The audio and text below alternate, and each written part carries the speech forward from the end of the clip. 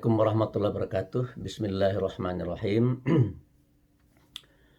Salah satu instrumen untuk tegaknya nilai-nilai yang dijunjung tinggi oleh agama Islam menyangkut masalah kepemilikan, masalah keadilan, masalah kebebasan, masalah kebersamaan, masalah keseimbangan, ya, agar tercipta satu masyarakat yang ideal, masyarakat yang baik, ya, maka peran negara jelas sangat dibutuhkan dan diperlukan, ya.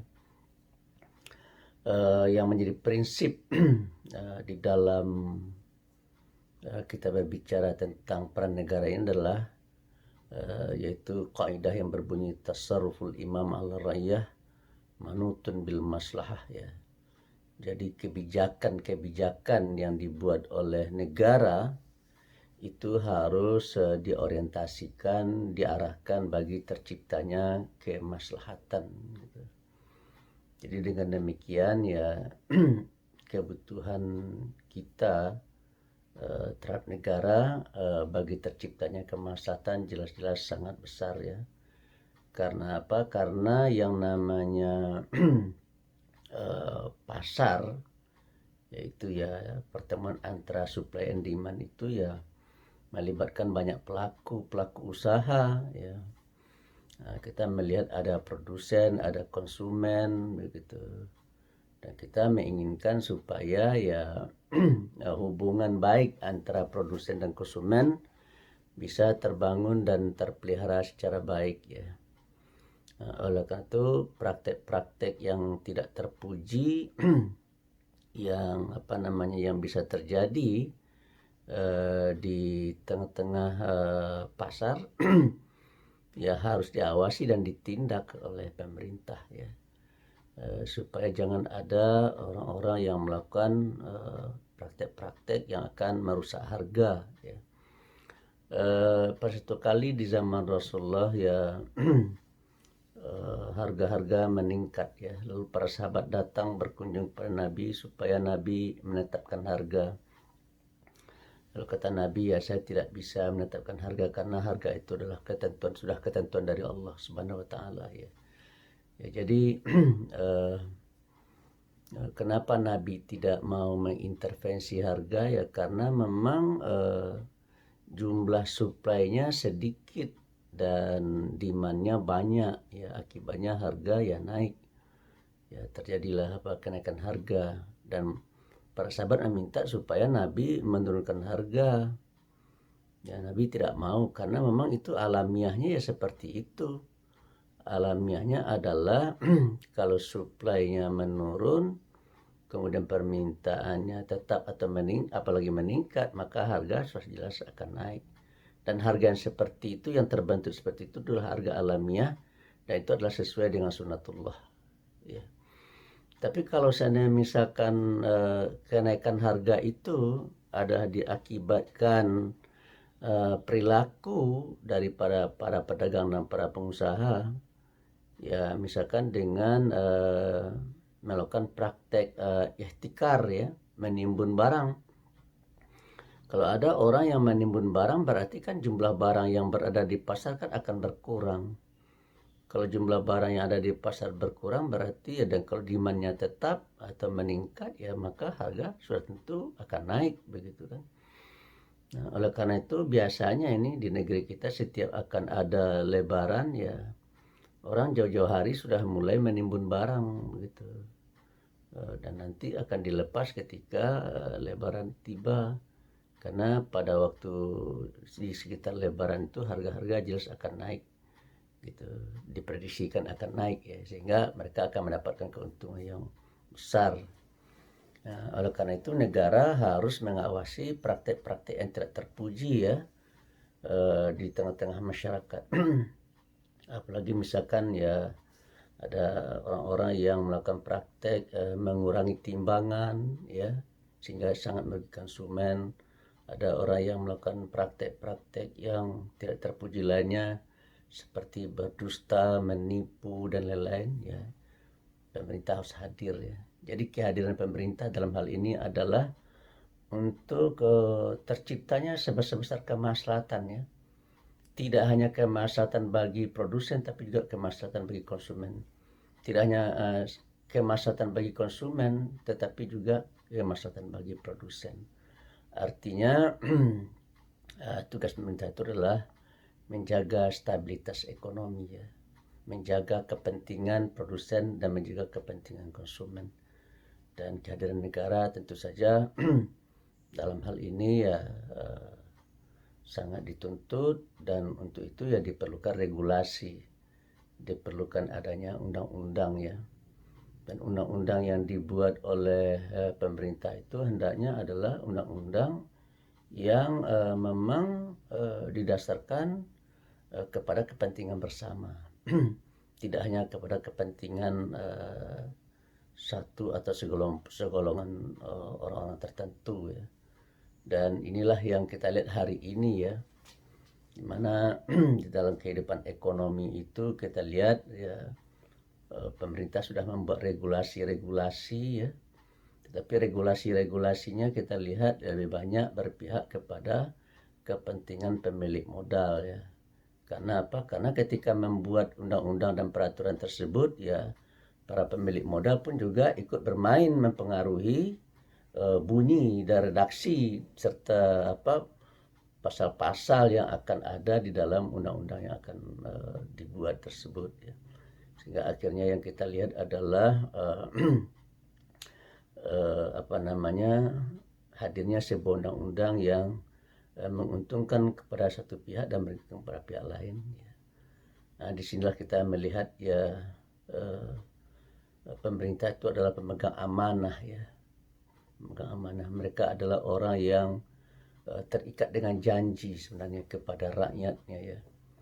Mana pemerintah bertanggung jawab kepada rakyat, mereka dipilih oleh rakyat, mereka harus bekerja bersama rakyat dan bekerja untuk rakyat. Dan rakyat yang mereka harus pikirkan itu tidak hanya ya rakyat lapis atas saja gitu, tapi juga lapis tengah dan lapis bawah. Tidak hanya lapis bawah saja, tapi juga lapis tengah dan lapis atas. Dengan kata lain ya, seluruh orang yang ada di negara tersebut ya harus menjadi perhatian bagi pemerintah, dan pemerintah harus hadir melindungi kepentingan mereka semua ya. Oleh karena itu ya, untuk bisanya tegak keadilan dan kehidupan yang diwarnai oleh rasa kebersamaan yang tinggi ya, maka diperlukan adanya undang-undang ya, diperlukan adanya peraturan yang betul-betul menguntungkan kepada semua pihak. Inilah yang kita lihat masalah yang kita hadapi hari ini ya, konsep tasarruful imam ala ra'iyah manutun bil maslahah, kebijakan-kebijakan yang dibuat oleh pemerintah itu harus diorientasikan kepada kemaslahatan rakyat. Ternyata ya kemaslahatan rakyatnya adalah hanya rakyat lapis-lapis tertentu dan tidak terhadap rakyat lapis-lapis lain, terutama mereka-mereka yang ada di lapis bawah. Oleh karena itu ya di dalam Islam hal yang pemerintahan seperti demikian tentu saja bukanlah pemerintahan yang baik. Oleh karena itu tugas negara dan negara harus hadir ya di dalam kehidupan ekonomi itu, bisa juga sebagai pelaku ya, untuk terutama dalam hal yang terkait dengan kepentingan orang banyak ya, dimana kalau seandainya masalah tersebut diserahkan sepenuhnya kepada pasar, maka tidak mustahil terjadi moral hazard gitu. Maka oleh karena itu ya negara boleh saja ikut sebagai produsen ya, tetapi prinsip kehadiran negara di dalam hal itu bukanlah untuk menciptakan profit saja, financial profit saja, tetapi social profit dan kesejahteraan yang sebesar-besarnya bagi kemakmuran rakyat. Dengan demikian ya, pemerintah di dalam membuat keputusan-keputusan juga harus mengedepankan darul mafasid muqaddam al jalbil masalih ya. Menghindarkan kemafsadatan itu harus didahulukan daripada mengambil kemaslahatan. Jadi kalau seandainya ada praktek-praktek yang mungkin barangkali akan menimbulkan kemafsadatan dan bencana serta malapetaka ya, maka pemerintah harus mencegahnya. Maka pemerintah harus menghambat ya supaya jangan hal demikian terjadi. Atau mungkin barangkali dalam hal-hal tertentu ya dalam jangka pendek mungkin barangkali ya tidak akan terlalu berdampak ya, tetapi dalam jangka panjang misalkan akan berdampak buruk bagi kemaslahatan orang banyak ya, maka pemerintah harus memintas ya atau melarang hal-hal tersebut supaya jangan sampai terjadi ya. Mungkin dalam jangka pendek baik, tapi dalam jangka menengah mungkin barangkali apalagi jangka panjang akan merugikan. Oleh karena itu pemerintah harus membuat undang-undang dan peraturan yang kira-kira ya baik untuk hari ini, baik untuk hari esok, dan baik untuk masa depan. Disinilah peran negara diharapkan. Oleh karena itu seorang pemimpin itu memang dituntut sekali untuk bisa berlaku adil ya. Berlaku adil artinya dia bisa memberikan hak kepada orang yang berhak ya, dan dia bisa menagih kewajiban kepada orang yang memang berkewajiban untuk melakukannya. Oleh karena itu ya bagi Abu Bakar As-Siddiq ya, kata Abu Bakar As-Siddiq, orang yang lemah di kalangan Anda mungkin bagi saya dia adalah orang kuat, tapi orang yang kuat di samping saya mungkin bagi Anda adalah orang yang lemah gitu. Artinya apa? Artinya seorang pemimpin itu harus tunduk kepada kebenaran dan keadilan ya. Artinya seorang pemimpin itu bukanlah orang yang memperjuangkan kepentingannya ya.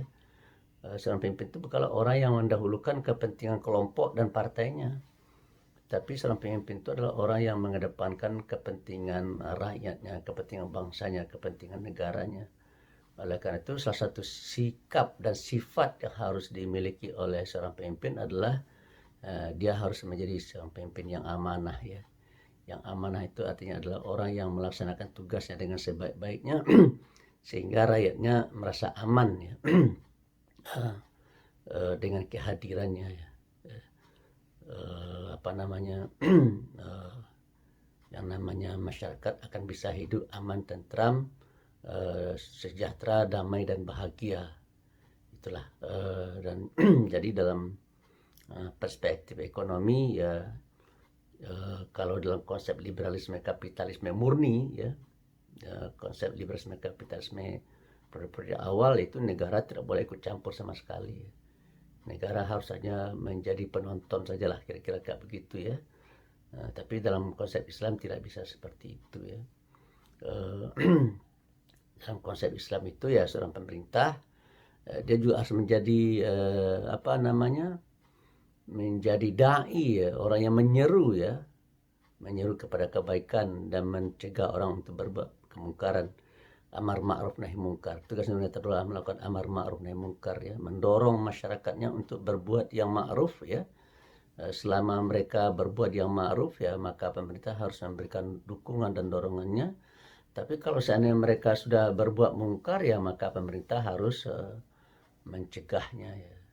Dan di dalam Islam itu yang namanya manusia itu adalah makhluk Allah yang paling mulia. Oleh karena itu jangan ada dalam praktek-praktek ekonomi ya, yaitu praktek-praktek yang merendahkan harkat dan martabat manusia. Ya, tidak boleh ya di dalam ajaran agama Islam ya ada kegiatan-kegiatan ekonomi yang akan merendahkan harkat dan martabat manusia. Ya misalkan sebagai contoh yang paling konkret adalah ya bisnis prostitusi misalkan ya. Bisnis prostitusi itu adalah sebuah bisnis yang menurut saya ya akhir-akhir ini kalau kita lihat ya sekarang ini adalah menjadi ladang bisnis yang luar biasa menariknya ya. Tetapi praktek-praktek itu jelas merendahkan harkat dan martabat manusia. Oleh karena itu pemerintah harus hadir dan harus bisa mencegah ya praktek-praktek yang seperti itu. Atau misalkan praktek-praktek yang tidak menghargai kerja keras orang lain ya, dengan mengupah buruhnya dengan upah yang rendah begitu. Kemudian juga tidak boleh kegiatan-kegiatan bisnis itu yang akan mengusik rasa kebersamaan di antara kita ya. Ya misalkan ya seperti saya contohkan tadi, mereka melakukan praktek-praktek kecurangan ya, apakah dengan mengurangi takaran, apakah dengan berbohong, apakah dengan melakukan praktek-praktek manipulatif, apakah melakukan praktek-praktek ihtikar ya, karena itu semua adalah tindakan-tindakan tidak terpuji dan itu akan merusak rasa kebersamaan di antara kita. Dan yang selanjutnya adalah pemerintah juga harus memikirkan ya dan memperhatikan kesejahteraan daripada seluruh rakyatnya ya. Dan tidak mustahil pasti ada ya di antara warga masyarakatnya yang ya karena tidak punya pekerjaan atau karena cacat atau karena lumpuh macam-macam ya, sehingga mereka tidak punya pendapatan. Ya maka negara harus turun membantu mereka ya. Maka pemerintah harus turun menolong dan meringankan beban hidup mereka sehingga mereka juga bisa sebagai warga negara mendapatkan hak hidup yang layak begitu. Oleh karena itu kebijakan-kebijakan yang dibuat oleh pemerintah semestinya harus diarahkan dan mengarah kepada ya terciptanya sebuah kehidupan ekonomi yang produktif begitu. Dan dan jika seandainya ada orang-orang yang tidak mampu ya, maka pemerintah harus hadir membantu mereka sehingga mereka meskipun tidak punya pekerjaan karena cacat atau karena lumpuh karena segala-galanya, ya mereka masih punya daya beli sehingga mereka masih bisa berkontribusi di dalam menggerakkan kurva demand ya, sehingga akhirnya dunia usaha akan bisa mengantisipasinya dengan meningkatkan suplainya. Dan yang yang juga sangat perlu kita perhatikan adalah apapun kebijakan yang dibuat oleh pemerintah itu harus diarahkan dan mengarah kepada meningkatnya produktivitas dari setiap individu ya yang ada di negara tersebut gitu. Oleh karena itu ya pemerintah harus berusaha untuk mengentaskan pengangguran dan mengentaskan kemiskinan ya. Pemerintah berusaha untuk bagaimana menciptakan lewat kebijakan-kebijakannya lapangan kerja yang semakin meluas, semakin membesar ya, sehingga seluruh warga masyarakatnya, seluruh warga bangsanya akan bisa bekerja dan akan bisa mendapatkan kesejahteraan. Oleh karena itu kalau ada faktor-faktor faktor-faktor ekonomi yang menganggur, yang idle, itu pemerintah harus awasin itu. Misalkan ada tanah ya sebagai faktor produksi yang tidak produktif, yang dianggurkan, yang diidlekan oleh pemiliknya ya, dalam batas-batas waktu tertentu, kalau saya tidak salah itu sekitar 3 tahun bila idle ya, maka negara berhak untuk mengambil alih ya dan untuk memproduktifkan serta memfungsikan tanah tersebut bagi kegiatan-kegiatan yang berhasil guna dan berdaya guna. Dan juga mungkin barangkali ada kebijakan-kebijakan yang akan mengancam kehidupan ekonomi orang lain ya, maka dalam hal yang seperti ini ya pemerintah juga harus bisa mencegahnya. Nah, dengan demikian nilai instrumental negara ini intinya adalah ya bagaimana caranya sebuah negara, sebuah pemerintahan bisa menciptakan sebuah kehidupan yang penuh dengan kemaslahatan ya, dan terhindar dari kemafsadatan. Itu intinya, dan cara untuk menempuh itu tentu juga sangat situasional dan kondisional ya. Oleh karena itu para pemimpin, para kepala negara tentu diperlukan untuk berijtihad lah ya, ijtihad siasi, berijtihad secara politik, tetapi yang mereka perjuangkan bukan kepentingan diri mereka, bukan kepentingan kelompok mereka, bukan kepentingan partai mereka, tapi adalah kepentingan bangsa dan seluruh rakyatnya ya. Jadi pemimpin yang adil adalah pemimpin yang akan bisa menimbulkan rasa aman, rasa tentram, rasa damai, rasa bahagia ya, dan rasa tunduk dan patuh kepada Allah Subhanahu wa taala. Itulah yang menjadi titik perhatian kita, dan negara serta pemerintahan yang menegakkan semua yang diperintahkan oleh Allah dan mencegah seluruh yang dilarang Allah. Insyaallah pemerintahan yang seperti itulah yang akan bisa menghantarkan kita bagi tegak dan terbangunnya ya rasa kebersamaan dan rasa keadilan di tengah-tengah kehidupan bermasyarakat, berbangsa dan bernegara. Dan masyarakat yang seperti itulah ya yang selalu ingat kepada Allah yang akan mendapatkan ridhonya. Sehingga kita sebut ya pemerintah yang seperti itulah yang akan bisa menghantarkan kita untuk mendirikan sebuah negeri yang disebut dengan baldatun thayyibatun wa rabbun ghafur. Demikian mungkin barangkali yang bisa saya sampaikan, lebih atau kurang mohon maaf. Wassalamualaikum warahmatullahi wabarakatuh.